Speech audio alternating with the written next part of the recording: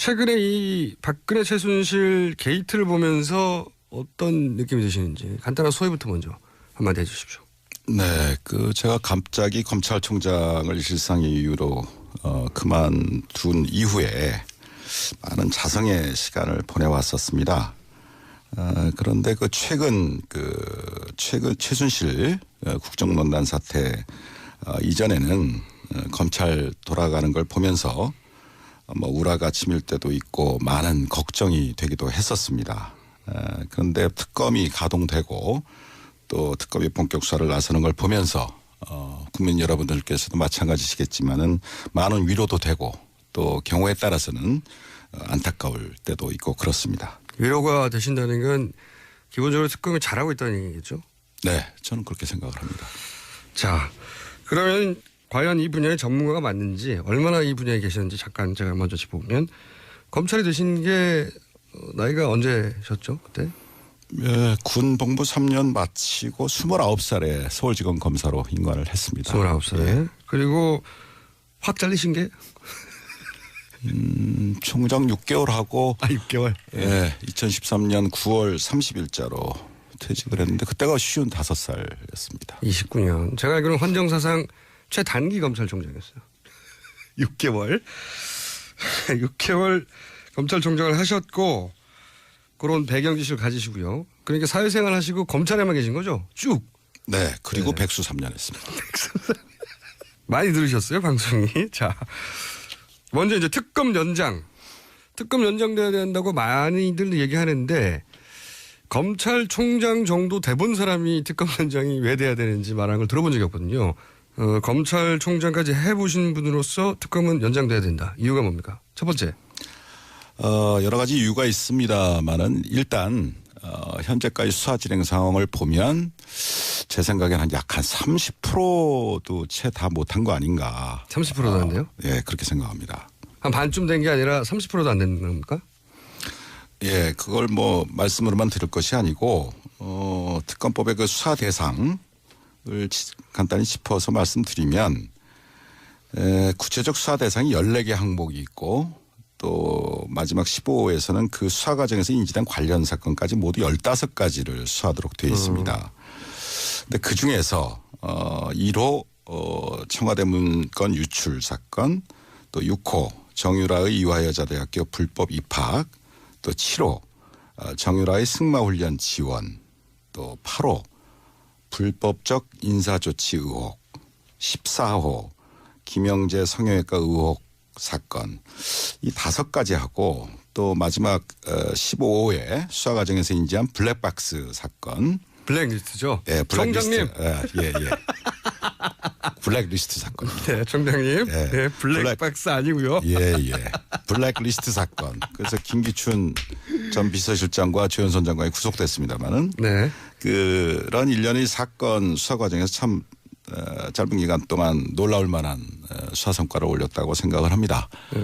이런 부분에 대해서는 국민 여러분들께서도 정말 많은 칭찬을 아끼시지 않아도 좋으리라고 봅니다. 특검이 짧은 시간에 비해서는 정말 성과를 많이 낸 게 맞긴 맞죠?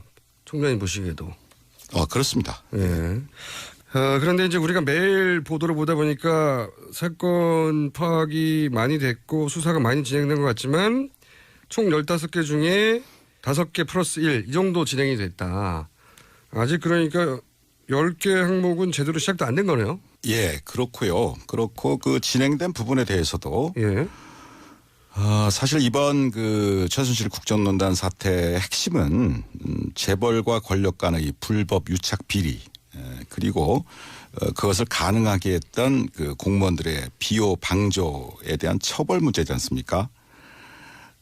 그래서 특검의 수사 대상이 먼저 재벌들과 권력 간의 뇌물수수 의혹과 관련된 3, 4, 5호. 다음으로 이런 국정농단을 가능하게 했던 우병우 등 관련 공무원들의 직무유기나 직권남용 등 방조 비호 의혹과 관련된 90호 그 큰 두 덩어리가 주된 요체입니다.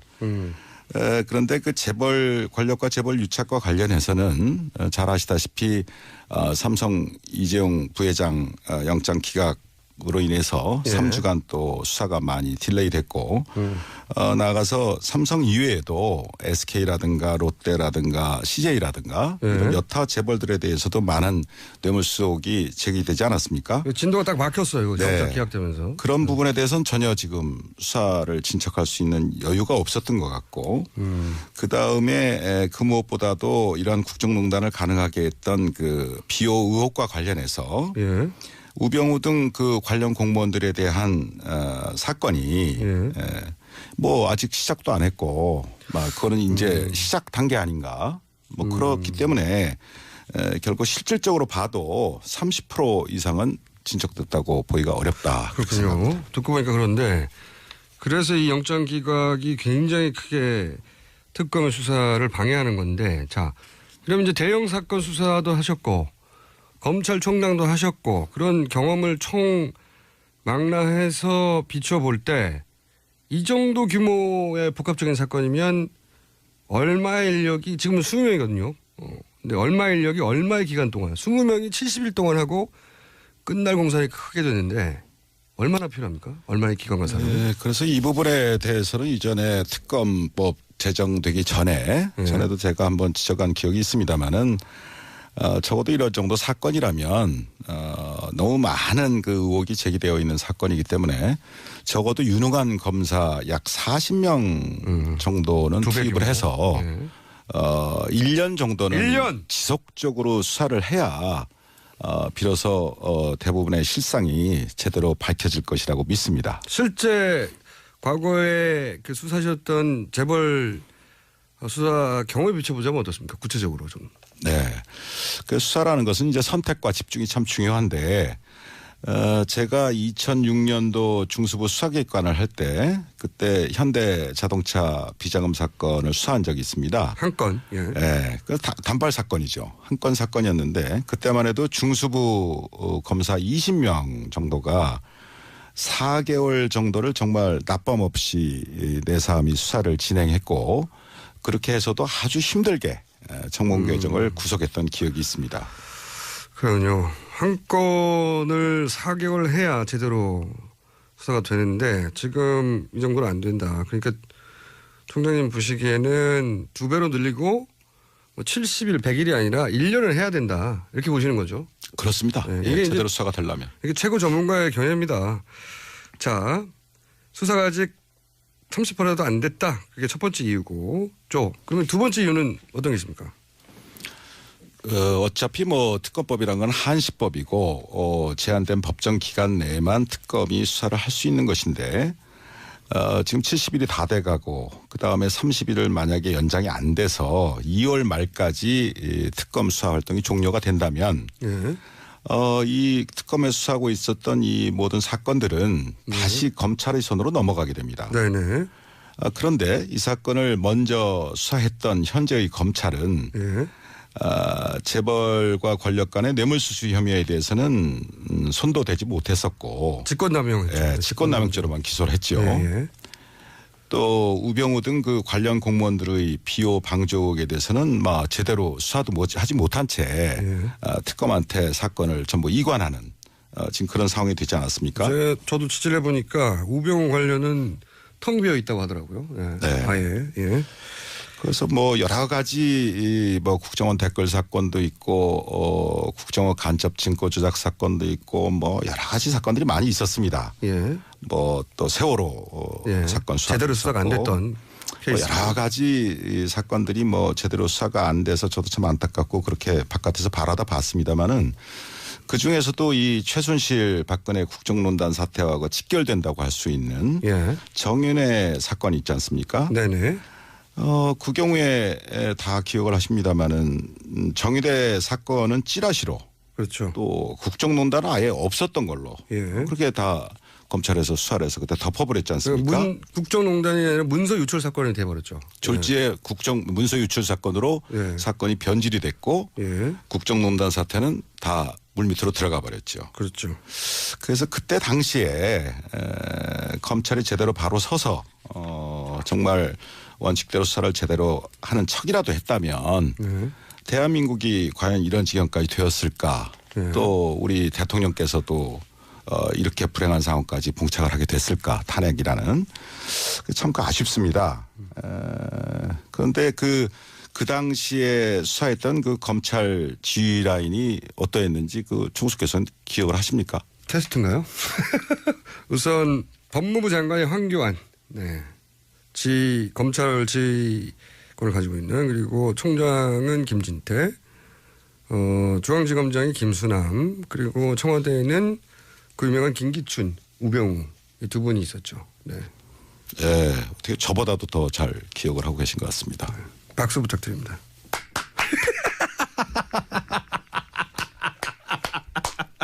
자, 박수 받았고요. 칭찬 받았고. 그런데요. 그러니까 김수남 당시 중앙지검장은 이제 검찰총장이 됐고, 당시 황교안 법무부 장관은 총리가 됐고, 우병우는 민정수석이 그 이후에 되었고, 그러니까 이제 정윤회 사건을 잘 마무리해서 이분들이 승진한 거 아니냐, 이런 얘기인가요? 뭐 그것에 대해서는 뭐 대통령께서 아실 것이고 뭐 여러 가지 이유가 있을 수 있었을 겁니다. 그러나 제 개인적인 판단으로 한 가지 분명한 것은 그분들이 지라시라는 대통령 가이드라인을 따르지 않고 법과 원칙에 따라서 정윤회 사건을 제대로 수사해서 처리했다면 막 그 자리에 갈 수 없지 않았을까 뭐 그런 생각을 합니다. 없었겠죠. 네. 그러니까 이제 요는 이 사건이 연장이 안 되면 당시 가이드라인을 따랐던 인사들의 손에 다시 사건이 들어간다, 이런 요지네요. 그렇습니다. 그것이 지금 이 특검 연장과 맞물려서 참 중요한 문제입니다. 이번 기회에 제가 제 말씀을 간단히 드리면 종래의 그 동서고금의 법원 중에 에스토펠이라는 법원이 있습니다. 예? 즉 에스토펠? 금반언의 원칙입니다. 아니면 에스토펠도 어려운데 금반언은 더 어려워요. 다 어렵죠. 예. 뭐 저도 어려웠었습니다 옛날에. 예, 이게 무슨 말입니까 이게? 그래서 쉽게 말씀드리면 이 금반언의 원칙이라는 것은 이미 표명한 이미 밝힌 자기의 언행에 대해서 모순되는 행위를 스스로 할 수 없다. 뭐 그런 원칙을 말합니다. 자기 한 말을 뒤집을 수 없을 거다, 이런 거네요. 우리 표현으로 한다면 뭐 일구이연 등 곤란하다, 이런 말이 되겠습니다. 그렇게 하면 될 것을 참. 이 검찰들은 다 아는 표현인가요? 다 알죠. 예, 법조인들은 다 압니다. 법조인들은? 네. 뭐 없을 분들이네. 죄송합니다. 그 어려운 말을 써서. 일구이연이 쉽지 않다. 네, 쉽지 않다. 그러니까 뭐 뇌물수수 얘기했다가 뭐 딴 걸 바꾼다든가, 또는 뭐 직권남용했다가 딴 걸 바꾼다든가, 이게 안 된다, 이런. 그렇죠. 그 지금 검찰은 특검으로 이관하기 전에 이 사건을 뇌물수수가 아니라 직권남용죄로만 의율을 했지 않습니까? 의율이요? 의율? 네. 직권남용죄를 적용했다. 그렇게 표현하면 좀 의율. 쉽게 이해가 되시겠죠. 의율했지 않습니까? 법을 적용했다. 네. 이것도 검사들은 다 아는 표현입니까?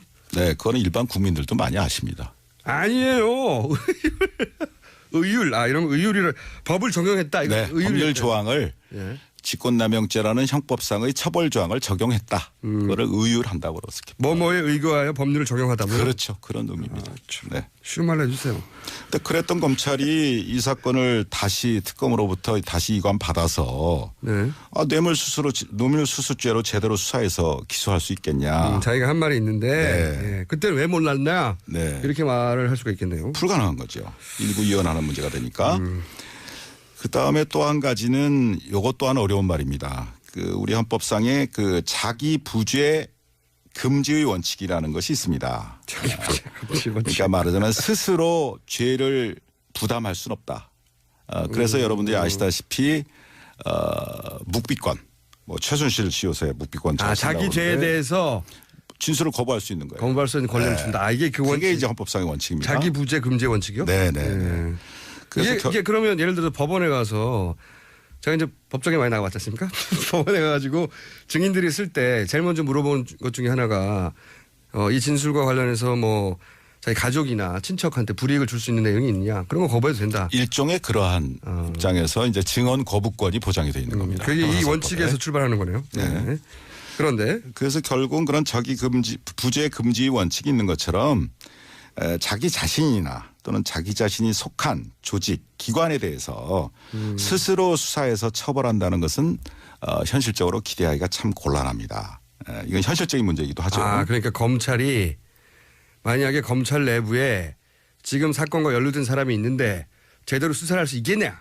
곤란하다는 거죠. 네. 어려울 거다. 네. 그래서 결국은 공무원의 비호 방조 의혹 수사를 하다 보면 결국 지금의 검찰 지휘 라인과 또 관련 검사들이 수사 대상이 될 가능성도 있지 않겠습니까? 많겠죠. 네. 예를 들어서 최순실 입국했는데 31시간 동안 왜 봐줬어? 뭐 여러 가지가 있죠. 그리고 국정농단 벌어졌을 때 몰랐어. 정윤회 사건 때도 그랬고. 예, 우병우 라인이 누구야? 뭐 이런 네. 질문을 받을 수밖에 없잖아요. 지금. 그렇습니다. 그런데 그걸 자기 손으로 자기가 할 수 있겠냐. 어렵다.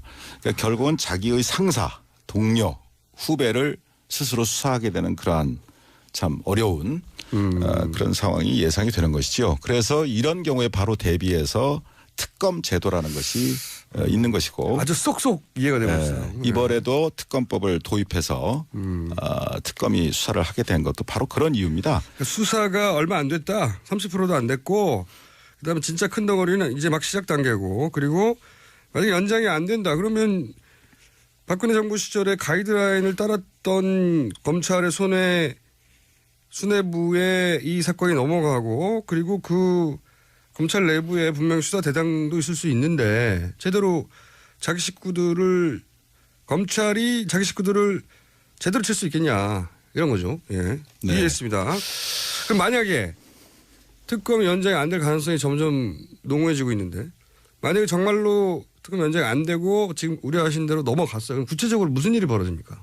네. 검찰 내부에서. 제가 뭐 한 26년간 검사 생활을 한 입장에서 그리고 검찰총장까지 대신 분들의 경험을 못 들어봤거든요. 네. 맨 꼭대기에서 봤을 때 무슨 일이 벌어집니까 이게? 뭐 그런 입장에서 네. 국민 여러분들의 어떤 이해를 돕기 위해서 간단히 좀 말씀을 드려보겠습니다. 네. 잘 아시다시피 그 특검의 지위는 법적으로 독립되어 있지 않습니까? 예.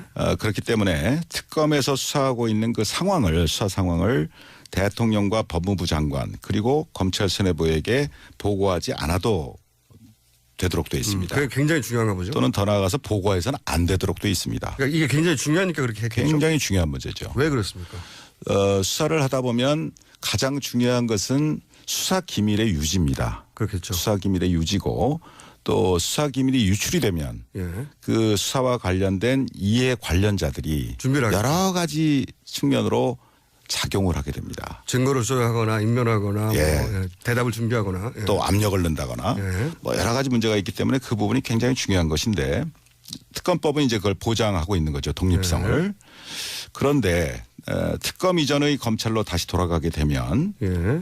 그때의 수사 상황이 비호 방조 의혹을 받고 있는 황교안 대행이나 또 김수남 총장에게 보고되겠죠. 당연히. 예. 그렇게 되고 또 보고돼야 되는 게 검찰 체계죠 지금. 네. 중요한 사항에 대해서는 보고를 하도록 되어 있습니다. 또 현대 검찰 내에 그대로 존재하고 있는 왜 검찰 인사가 없었지 않습니까? 우병우 라인이 예를 들면 그대로 있다는 거죠. 네. 예. 김기춘 우병우 라인을 통해서 수사 정보가 유출될 우려도 얼마든지 있다고 봅니다. 우려가 있는 게 아니고 그 당연하겠네요. 사실은 뭐 안 물어볼 수 없고 물어보면 답해야 한다는 거 아닙니까? 뭐 당연한 건 알지 몰라도 그런 현실적 우려는 충분히 있습니다. 쉽게 얘기해서 수사 대상인 박근혜 또 최순실 측도 예.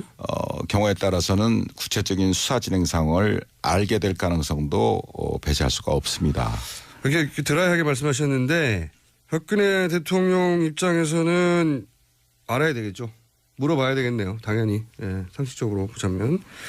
그렇게 알게 되면은 수사검사한테 압력이 내려갑니까? 네, 뭐 그렇게 되면 경우에 따라서는 수사를 방해하는 가이드라인이 다시 작동할 수도 있고 또 거꾸로 수사검사들에게 영향과 압박이 내려가게 될 것이고 뭐 한마디로 의혹 대상자들이 수사를 지휘하는 참 웃지 못할 그러한 특검 이전의 상황으로 돌아갈 수 있다는 것이죠. 쏙쏙 이해가 되고 있습니다. 요컨대 비리 방조 의혹을 받고 있는 바로 그 공무원들이 수사를 지휘하게 된다면 자신들의 의혹은 축소 은폐하려고 하는 것이 당연한 본능 아니겠습니까? 당연하겠죠. 또 그러기 위해서라도 권력과의 유착이 드러나고 있는 삼성을 비롯한 재벌들과도 은밀히 협조해서 뭐 증거 인멸한다든가 증거를 뭐 그런 현실이 얼마든지 벌어질 수도 있다 이런 얘기입니다. 뭐 그렇게 해가지고 무슨 수사가 제대로 되겠습니까? 듣고 보니까 심각하네요. 듣고 보니까 당연히 일어날 수 있는 일들이고 실제 검찰총장이 되시면서 26년간 검찰 내부에 있으면서 이런 경우를 경험하신 거죠. 자, 계속해서 이제 이런 말씀하셨어요. 그 비호 방조 의혹이 있는 공무원들이라고 이제 드라이하게 표현하셨는데 이게 바로 예를 들면 우병우 라인이나 이런 걸 의미하시는 것 같은데 만약에 검찰 내부에서 여전히 살아있다고 생각하시는 그 라인 이름이 어떻게 됩니까? 갑자기 훅 들어가는 거죠. 그게 바로 아까 자기 부재 금지 원칙에 따라서 제가 진술을 거부할 수가 있습니다. 아니 근데 이미 잘리신 분으로서 예를 들어서 이 분들에 대한 짐작이 있으신 거잖아요. 그죠? 짐작이 있지만 지금 말씀하실 수 없다는 거잖아요. 그렇죠. 뭐 제가 전직 검찰총장으로서 그런 부분에 대해서 구체적으로 검역을 한다든가 그런 것은 적절치 않다고 생각하고요. 아니 저는 적절하다고 생각하는데요. 국민들께서 다 아시는 바 아니겠습니까? 몰라요. 이거는 검찰만 알지. 자, 성함을 말씀해 주실 수 없으면 지금 곤란해서 예를 들어서 지금 걱정하시는 대로 특검이 연장이 안 되고 이것이 다시 부역을 했던 사람들의 손으로 넘어갔다. 이런 사태가 벌어지면 그때는 나와서 그분들에 대해서 이런 분들이라고 최소한 성이라도 이렇게 말씀해 주실 추가적인 인터뷰를 한 번 더 하시죠. 그럼 그때. 하시는 거 봐서 생각해 보겠습니다. 방송감이 굉장히 늦었어요. 하시는 거 봐서. 자, 그러면은 저는 풍금을 방정하게 유지하면서 총장님한테 잘 보여서 반드시 추가 인터뷰를 제가 따내는 것으로 약속드리겠습니다. 자, 잠깐 중간 정리를 하면 특검 연장 왜 해야 되느냐. 아직도 출발 단계다 수사. 이거 하려면 1년 해야 된다. 제대로 하려면. 그리고 연장 안 되면 다시 가이드라인 시절로 돌아간다. 그 손으로. 그러면 제대로 수사될 리가 없다. 그리고 실시간으로 수사 상황이 수사 대상자들에게 넘어갈 수도 있고 당연히 박근혜 최순실 이쪽에도 넘어가서 제대로 수사되지 않고 과거에 우리가 겪어왔던 사건들처럼 유야무야 끝날 수도 있다. 그런 심각한 우려 아주 설득력 있습니다. 저희가 이제 총장님 두 번째 사안 아마도 오늘 내일 중으로 영장 재청구가 있을 것 같은 분위기인데요. 자, 이재용 그 부회장 영장요. 이게 이제 1차 기각됐었거든요. 이거 좀 쉽게 설명해 주세요. 왜 기각됐다고 보십니까, 당시? 저도 언론 보도를 통해서 아는 것밖에 없습니다만은, 제 입장에서 크게 보면 세 가지였던 것 같습니다. 기각 사유가. 첫째는 뇌물죄나 제3자 뇌물공여죄에 대한 얘기인데, 도대체 뭐에 대한 대가성이냐, 또 부정한 청탁을 한 적이 있느냐, 뭐 이런 것들에 대한 구체적 증거를 좀 더 보완해라. 증거를 더 가져와라. 그게 하나가 있고요. 그 다음에 또 하나는 이 사건 진행 과정에서 대통령과의 독대 문제라든가 또 미르재단 또 정유라에 대한 삼성 지원 문제가 삼성 합병 이후의 일 아니냐. 그럼 삼성 합병과는 관련이 없을 수도 있는 거 아니냐라는 의구심. 두 번째는 그런 게 있었던 것 같고요. 그다음에 세 번째는 조사와 관련된 문제인데 대개 뇌물수수죄의 경우에 있어서는 뇌물 공여자와 뇌물 수수자를 동시에 처리를 합니다. 그런데 이 사건의 경우에 있어서는 대통령께서 검찰에서 조사를 거부했고 또 지금도 밀고 당기고 진행 중인 걸로 알고 있습니다만 안 하실 것 같아요. 아직까지 특검에서도 조사에 응하지 않고 계시지 않습니까? 그래서 법원 입장에서는 이런 부분 즉 뇌물수수 혐의를 받고 있는 대통령에 대한 조사가 아직 이루어지지 않지 않았느냐라는 지적. 이게 특검 세 가지였던 것 같습니다. 특검 책임은 아니잖아요. 물론이죠. 물론이죠. 특검은 최선을 다하고 있다고 봅니다. 그러면 요거는 이제 법원에서 기각한 이유를 이제 추정하신 건데 이렇게 기각하는 게 맞습니까? 어떻게 보세요? 평생 검찰 하신 분으로서. 물론 뭐 법원의 판단에 대해서 제가 가타부타 언급을 하는 것은 뭐 적절치 않습니다. 하실 거면서. 그러나 제 경험에 비추어서 네, 하실 거죠? 비추어서 가타부타. 간단한 제 생각을 말씀드리겠습니다. 네, 자 가타부타 시작됩니다. 권력과 재벌이 유착된 이런 대형 사건들의 경우에는 통상적으로 장기간에 걸친 치밀한 계획 아래 합법의 가면을 쓰고서 공조직 등의 다양한 채널을 동원해서 입체적으로 이루어지게 됩니다. 이것은 경험상 그렇습니다. 또 더 나아가서 사후에 말하자면 어떤 그 뇌물수건이 있었는데 네. 사후에 문제가 생겼을 경우에도 그 과정에서 벌어진 개별적인 행위들은 전부 합법적이고 공적이고 하는 그런 탈을 쓰게 됩니다.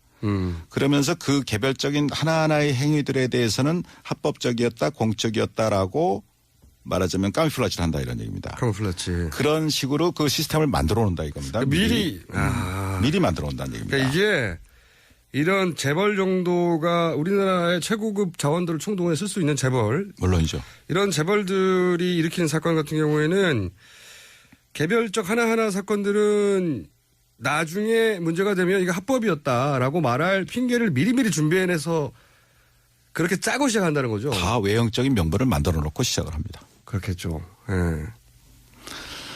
그렇기 때문에 그런 사건을 일상적으로 우리 주변에서 일어나는 소소한 어떤 그런 단순 뇌물 사건의 관점에서 바라다 보게 되면 그 실체에 부합되는 제대로 된 법적 평가나 처벌이 결코 가능하지 않습니다. 불가능합니다. 그러니까 뭐 동네 그 공무원들하고 동네에서 공무원들과 뭐 돈 몇 푼 주고받았든가 이런 사건들처럼 취급하면 안 된다는 거죠, 이거는. 예를 들면 뭐 음주운전 봐줄 테니까 100만 원 줄게. 네. 이런 사건하고 완전히 다르다는 얘기입니다. 완전히 다르다. 네. 그럼 어떻게 해야 되느냐. 이런 복잡다단한 대형 사건들의 경우에는 가장 문제가 되는 것이 결국 대가성과 청탁 유무에 대한 판단인데 예. 그런 것을 판단할 때 예.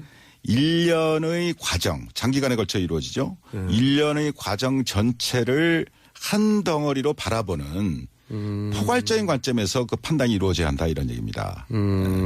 뭐 그래야 비로소 그 실체에 근접한 판단이 가능하게 되고 그렇기 때문에 바로 도입된 것이 포괄적 뇌물수수죄 법리고 포괄적. 뭐 여러 차례에 걸쳐서 우리 대법원에서도 판례로 확립된 입장이기도 합니다. 그러니까 이런 재벌 사건 같은 경우에는 개별 행위는 이미 공무원들이 동원되거나 뭐 하면서 합법적인 틀을 쓰고 있기 때문에 개별 따지면 소용이 없고 전체적으로 볼 때 뭐 지난 2, 3년간 진행된 전체적인 과정을 볼 때 포괄적으로 이것은 뇌물수수로 봐야 하고 그래야 밝혀지는 거기 때문에 대법원도 이미 그렇게 정리해 둔 거라는 거죠. 네, 그걸 뭐 제가 예를 조금 돕기 위해서 말씀드린다면 네.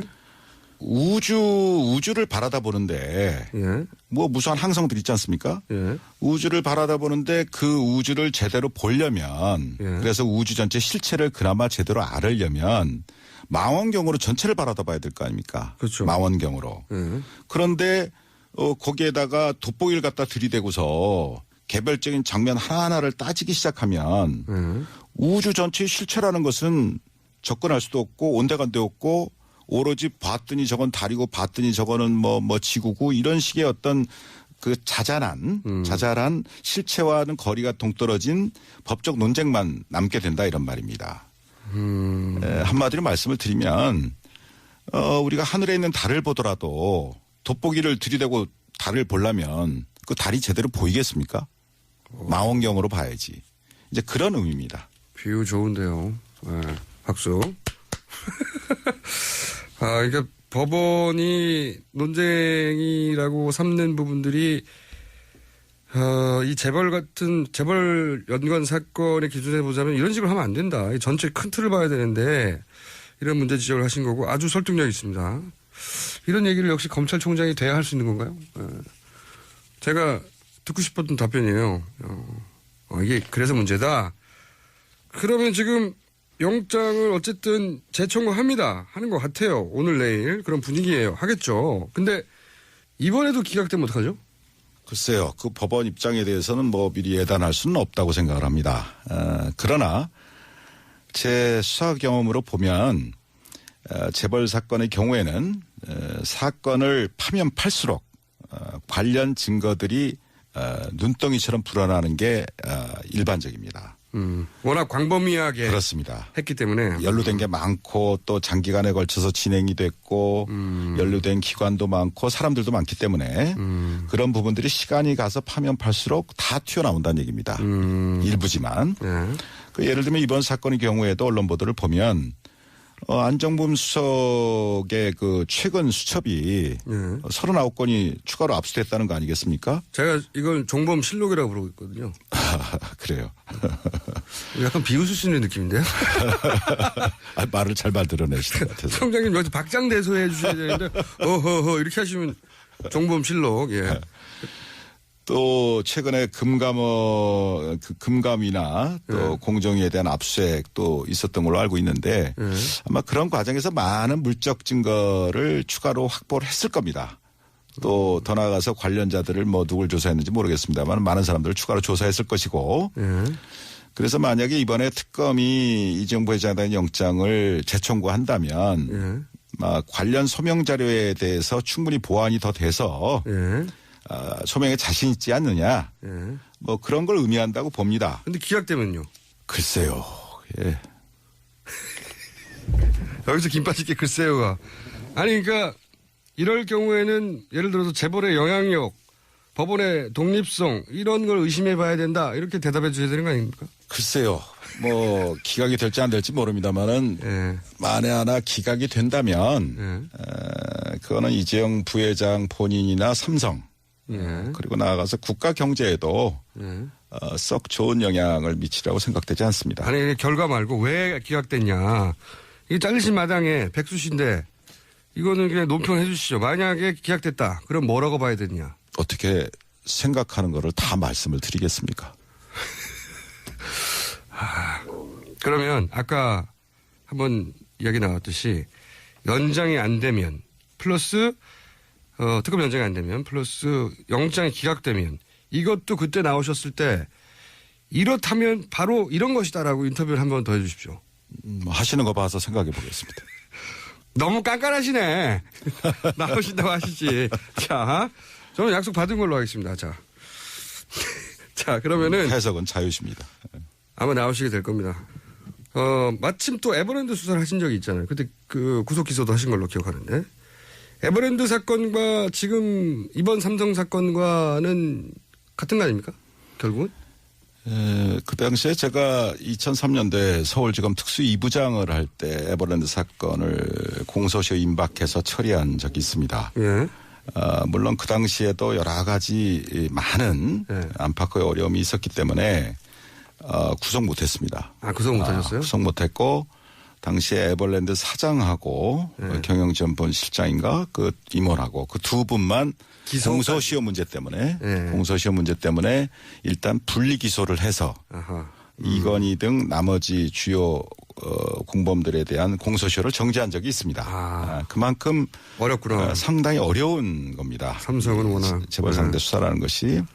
근데 뭐 오래된 일이지만 거기에 대해서 한번 제가 이번 삼성물산과 제일모직 합병권 관련한 사건과 차이점. 에버랜드 사건의 차이점에 대해서 한번 좀 저 혼자 생각을 좀 해봤습니다. 본질적인 차이가 있습니다. 두 사건에는. 그래요? 네. 어떻게 있습니까? 물론 삼성그룹의 지배권을 승계시키거나 강화한다는 측면 또 그로 인해서 경제적인 이득을 봤다는 면 뭐 그런 것은 공통점이 있습니다. 그렇죠. 그래서 같아 보이는데. 그러나 에버랜드 사건의 경우는 우선 삼성 계열사, 그러니까 삼성그룹 내부죠. 삼성 계열사와 그 투자자들만 손해를 본 사건입니다. 그렇죠. 일반 국민이 아니고. 그렇죠. 삼성 계열사와 그 투자자들, 즉 에버랜드의 주주들입니다. 이 사람들이. 그러니까 삼성 계열사가. 그럼 삼성 계열사가 손해를 보면서 본 사건인데 삼성 계열사가 손해를 보니까 삼성 계열사에 투자한 투자자들도 손해를 보게 된다는 거죠. 그렇죠. 그런 의미에서 삼성 계열사와 그 투자자들만 손해를 봤죠. 범위가 그 정도인데 소매 네. 범위가. 그다음에 그 일련의 과정에서 보면 삼성그룹 내부의 문제였기 때문에 예. 삼성 내부 임원들만이 여기에 가담을 했습니다. 또 동원이 됐고. 직접 가담한 사람들이. 그렇죠. 예. 근데 에버랜드 사건은 그렇다 이겁니다. 근데 이번 사건의 경우를 보면 이 2,100만 명 말이 그렇지 이게 천문학적인 인원 아닙니까? 국민의 반인데 2,100만 명이 넘는 국민연금 가입자 전체가 잠재적인 손해자가 됐단 말입니다. 손해를 봤단 말입니다. 맞죠. 예. 그다음에 그 수법을 보더라도 단순히 그 삼성그룹 내부의 문제로 해치운 게 아니라 뇌물 공여까지 해가면서 국가기관을 총동원했다 이겁니다. 아. 그게 본질적인 차이가 있어요. 예리한 분석입니다, 이거. 그러니까 손해의 범위 또 수법 면에서 두 사건은 굉장한 차이가 있다. 즉 한마디로 손해의 범위는 굉장히 국민 대다수로 광범위해졌고 또 수법 또한 매우 대담해졌다 이겁니다. 그래서 제가 이전에 에버랜드 사건을 수사했던 경험과 이번에 언론 보도를 통해서 쭉 느껴지는 것은 재벌들을 처벌해야 할 때 제대로 처벌하지 않으면 시간이 갈수록 그 폐해는 그 손해는 더욱 커지고 또 그 수법 또한 아주 악질적으로 진화한다 이러는 겁니다. 방법이 굉장히 진화한다 이거예요. 법보다도 더 앞서갑니다. 굉장히 예리한 이런 얘기를 들어본 적이 없어요. 검찰총장이 괜히 되신 게 아니네요. 6개월밖에 안 했지만. 완전 설득되고 있습니다. 그렇죠. 더 대담해지고 더 악질적으로 변했어요. 그런데 이번에도 틀림없이 얘기 나올 텐데 이 재벌 총수 구속하면은 국가 경제 악영향이 있다 이러면서 이제 구속하지 말라고 그러잖아요. 이 부분은 직접 재벌 총수를 구속시켜본 경험이 있는 분으로서 어떻게 생각하십니까? 네, 제가 경험한 바에 의하면 저는 이제 정몽구 회장을 그때 직접 중수부에서 구속을 한 적이 있고 최태원 김승연 회장 이런 분들은 이제 예하청에서 구속할 때 제가 지휘라인에 있고 그랬습니다마는 그 재벌 총수를 구속을 할 때마다 전 일간지에 전면 광고가 나갑니다. 맞아요. 국가경제. 그러면서 거기서 국가경제 얘기가 항상 나오고 그다음에 우리 총수가 구속이 되면 기업 가치가 하락하고 또 대실러다가 추락돼서 그 회사는 물론이고 국가경제도 어려워진다. 협박이죠. 협박. 이런 식의 기사와 광고가 횡행합니다. 지금도 삼성 이재용 부회장 얘기할 때 종편에서는 끊임없이 그 논리를 갖다 대요. 그렇습니다. 그런데 지난 경험입니다마는 정몽구, 최태원, 김순년 등 그 재벌 총수가 구속된 이후에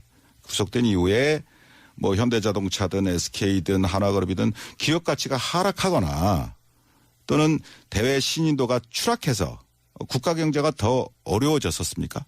그렇다고 아니죠. 생각하세요? 아니죠. 아닙니다. 그렇죠. 예. 이거는 실제 사례를 들어서 반박하면 되는군요. 아하. 그러면 삼성 부회장이 이재용 부회장이 구속됐다. 그러면은 어떤 영향이 있을까요? 국가경제에? 예, 아까 말씀드린 거와 관련해서 결과적으로는 오히려 해당 기업의 투명성이나 신뢰도를 높이는데 기여했다고 보는 쪽이 일반적인 시각이라고 생각합니다. 좀 더 구체적으로 말씀해 주세요. 그래서 만약에 이번 삼성 부회장 건에 대해서도 제대로 원칙대로 수사가 돼서 처리가 이루어진다면 여러 가지 전 좋은 순기능도 있다고 생각을 합니다. 구체적으로. 우선 그 이재용 부회장 혼자만의 생각으로 지금 이번 일이 벌어졌겠습니까? 그럴 리가 없죠. 그럴 리가 없죠. 무수한 법률가들 또 많은 전문가들이 오랜 연구와 기획 또 경우에 따라서는 조직적인 로비들이 있었기 때문에 가능한 거 아니겠습니까? 당연히 그렇겠죠. 지금 사건을 드러나는 거 봐도 온갖 사장단들이 왔다 갔다 하고 그랬잖아요, 독일에. 그럼요. 그런데 예를 들면 이재용 부회장이 원칙대로 구속이 된다면 삼성 내부에서도 다시는 이런 식의 발상이나 시도는 엄두도 못 내는 상황이 될 거다 이런 얘기입니다. 그래서 그렇게 해도 된다고 조언했던 사람들은 다 잘려 나갈 것이고 오히려 삼성 경영진 내부에서는 앞으로 총수를 보호하기 위해서라도 좀 더 합법적이고 윤리적인 방향으로 나가야 되겠다라고 하지 않겠냐 이런 얘기입니다. 그랬을 때 결과적으로는 삼성이라는 그 글로벌 기업 입장에서 보면 예. 결국은 삼성이 좀 더 투명해지고 합법적인 기업이 되고 또 신뢰를 받는 기업으로 더 새로 태어나는 그런 계기가 되지 않겠냐. 삼성을 위해서 더 좋다. 네, 그렇습니다. 아, 이거 종편 얘기 나오면 이거 틀어줘야 되겠다, 이거. 완전 설득력 있습니다. 그리고요. 그 다음에 우리나라에서 삼성이라는 그 위치가 있지 않습니까? 있죠, 1등. 그럼 어떻게 보면 재벌 전체를 선도하고 뭐 그런 부분도 있지 않습니까? 제1기업이기 때문에. 예.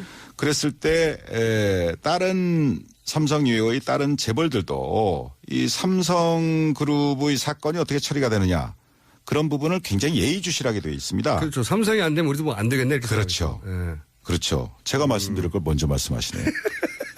그래서 이재용 부회장의 구속은 예. 우리나라 재벌들 나머지 재벌들 전체에게도 큰 시그널을 보낸다 이겁니다. 정경유착은 삼성 부회장 한 사람 구속으로 해결될 수도 있겠네요, 이게.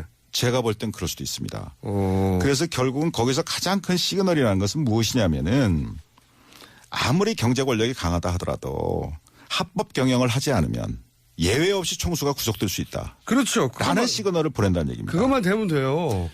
그러면 그것이 바로 무엇이냐. 지금 국민들이 그렇게 갈망하고 있는 예. 재벌 개혁의 출발점이 된다 이런 얘기입니다. 마구 설득되고 있습니다. 총장님이 왜 총장님이 되셨는지 알겠고요. 그리고 왜 잘렸는지도 알겠어요. 잘린 얘기는 안 하셨으면 좋겠어요. 이런 생각 하시니까 잘리죠. 자, 이제 마지막 주제입니다. 마지막 주제 황교안 대행이 이제 저는 특검 연장을 안 할 것 같은데 자, 이 부분을 한번 짚어보겠습니다. 안 하겠죠? 만약에 황 대행께서 예. 국민 대다수의 뜻과 달리 연장을 일방적으로 거부해버려서 특검 수사를 중단시킨다면 예. 결국은 이러한 최순실 국정농단 사태에 대한 수사 의지가 없다는 것을 스스로 증명한 거 아니겠습니까? 지금 안 해줄 것 같은데 그 말씀을 좀 제 나름대로 해석을 하면 특검 연장을 안 해주면 수사 의지가 없는 거다. 안 할 것 같은데 안 한다면 이유가 뭘까요? 다 아시다시피 그 황교안 대행 역시 네. 국민 대다수 분들이 이번 국정농단 사태의 공동 책임자 중에 한 사람 아니냐라는 그 의혹을 제기하고 있지 않습니까? 그런 의혹은 이 정부 들어와서 뭐 법무부 장관을 오래 하셨고 네. 또 총리를 계속 하셨고 이젠 대행까지 하고 있고. 예, 그 과정에서 이런 농단 사태가 다 벌어졌지 않습니까? 예, 다 벌어졌어요. 그 말씀은 특검 연장을 안 하면 자기 책임이 드러날까 봐 안 하는 거다? 결국은 수사를 계속해야 하는 특검에서 수사를 계속해야 하는 상황에서 연장을 안 해줘서 수사를 갑자기 멈추게 한다면 이러한 국민들로부터 받고 있는 본인 연루 의혹에 대해서 해소시킬 수 있는 기회를 스스로 놓치는 것이다 라고 생각을 합니다. 그러니까 논리적으로 보자면 본인이 연루되지 않았다면 털 기회인데 그걸 연장 안 하는 걸 보면 본인이 연루된 거 아니냐. 라는 의혹이 또 제기될 수도 있다는 얘기입니다. 예. 네. 그런 의혹이 제기될 수 있는 수준이 아니라 그런 거 아닌가요? 본인이 연루된 게 나올까 봐 특검 연장을 안 한다. 이렇게.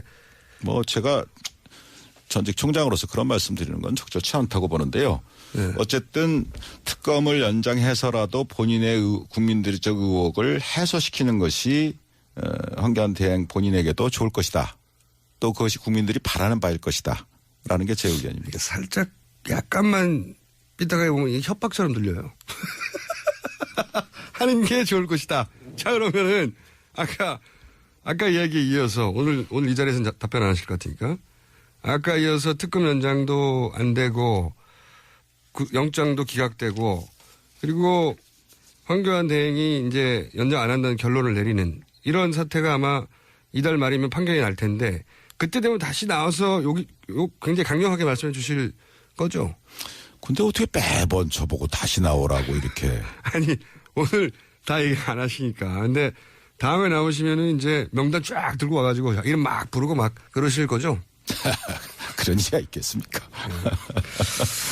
두고 봅시다. 자, 다음에 나오시면 다음 한번 예약해놓고 자, 마지막으로 이 얘기 해야 되겠네요. 황교안 대행 이런 말 했어요. 윤석열 검사 자천에 대해서 이제 언론에서도 그렇고 저도 그렇게 알고 있었는데, 그리고 사실 총장님이 날아가신 것도 이 댓글 수사를 청와대 의지하고는 다르게 너무 강력하게 밀어붙이다가 날아간 걸로 알고 있는데 황교안 대행이 최근에 한마디 했어요. 윤석열 검사가 자천된 것은 댓글 수사와는 상관이 없고 종합적으로 볼 때 자질의 문제가 있어서 자천된 거다. 이런 식으로 말했단 말이죠. 여기에 대해서는 당시 댓글 수사를 총지휘하셨던 검찰총장이고 그리고 그로 인해서 자천됐다고 알려진 윤 검사에 대해서 이 황교안 대행의 논평에 대해서 한마디 하셔야 될 것 같은데요. 제가 그 국회 대정부 질의 과정에서 예. 황 대행께서 그렇게 답변하시는 기사를 하셨다는 보도를 보고 누가 누구를 평가하나. 이 윤석열 검사는 예. 제가 뭐 오래 전부터 뭐 같이 근무도 하고 데려두고도 일하고 뭐 지휘도 하고 또 마지막으로 제가 이제 국정원 댓글 사건 수사팀장으로 임명도 하고 그래서 수사하다가 저는 이제 일신상에서 먼저 나가고 그랬습니다만은 본인 그런 오랜 예. 그 오래 겪어본 그 선배 입장에서 생각을 한다면 뭐 제 나름대로 평가를 하고 싶은 생각도 듭니다. 뭐라고 평가하시겠습니까? 우선 황교안 대행은 자질이 문제가 있어 실력이 없어 자천했다는 거거든요. 한마디로 요약하면. 전 뭐 거기에 대해서는 아까 그 말로 답변을 대신하고요. 누가를 평가하냐? 제 생각으로는 이 윤석열 검사는 지금 뭐 특검팀에서 열심히 뭐 쥐야창창 수사를 하고 있는 것 같은데 아주 치밀하고 해박한 법률 전문가입니다. 법률 이론가예요. 기본적으로. 그 다음에 어떤 법과 원칙에 어긋나는 것 거기에 대해서는 단호히 거부합니다. 오케이. 저한테도 많이 거부했어요. 그러면 어떤 이 검찰이라는 것이 상명하복 조직인데 거기서 상사의 말이 틀리다고 그래서 거기에 대해서 거부를 하고 대들고 자기 소신을 편다는 것은 정말 그건 대단한 용기가 필요한 겁니다. 바깥에서 보시는 것보다도 더. 그래서 거기에는 분명히 자기 희생적인 자기 헌신적인 용기가 없으면 불가능한 겁니다. 근데 이 윤석열 검사 같은 경우는 제가 겪은 바에 의하면 자기 헌신적인 용기를 갖고 있어요. 갖고 있는 친구다 이거요. 그다음에 또 아주 다이내믹합니다. 신중하면서도 다이내믹해서 말하자면 예리한 칼잡이다. 그래서 한마디로 제가 말씀드린다면 문무를 겸비한 훌륭한 검사다. 문무를 겸비한. 문무를 겸비한 훌륭한 검사다. 뭐 그런 표현을 하고 싶습니다. 자, 무슨 말씀인지 잘 알았고요. 자, 마지막으로 어렵게 스튜디오 직접 나오셨는데 혹시 다음 출연까지는 아직 뭐 한 3주 정도 남았기 때문에 남기고 하실 말씀, 뭐 국민들이 하고 싶은 말씀이나 검찰에게 하고 싶은 이야기 있으면. 제가 뭐 간단한 심정을 말씀드리겠습니다. 대한민국 검찰은 2,000명이 넘는 검사를 포함해서 10,000명이 넘는 방대한 수사 인력을 가진 강력한 수사기관입니다. 다시 말해서 평소 수사 역량이 지금 현재 특검의 100배가 넘습니다.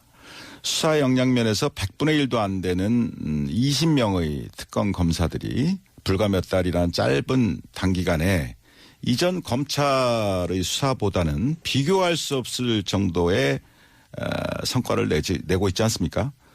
그래서 그러한 그 상황을 바라다 보면서 참 현재의 이 검찰 후배들은 상당히 마음속이 부끄럽고 또 참담한 그런 심정이라고 믿습니다. 저 또한 그런 심정입니다. 그래서 이번 특검을 보면서 권력의 개가 되어서 권력의 입맛에 맞게 수사하는 것과 국민의 검찰로 법과 원칙대로 수사하는 것의 이 극명한 차이를 그리고 검찰이 이 지경이 되도록 만든 정치 검사들의 말로를 우리 정의로운 젊은 검사들이 꼭 마음에 새기고 잊지 말기를 바랍니다. 자기 손에 쥐어진 칼로 자신의 팔다리를 베어서라도 국민의 검찰로 다시 태어나기를 바랄 뿐입니다. 마음에 와닿는 마지막 말씀이었습니다. 오늘 여기까지 하고요. 그럼 3주에 다시 나오는 걸로 하고. 생각해보고. 여기까지 하겠습니다. 지금까지 어렵게 모신 최동욱 전 검찰총장이었습니다. 감사합니다. 감사합니다.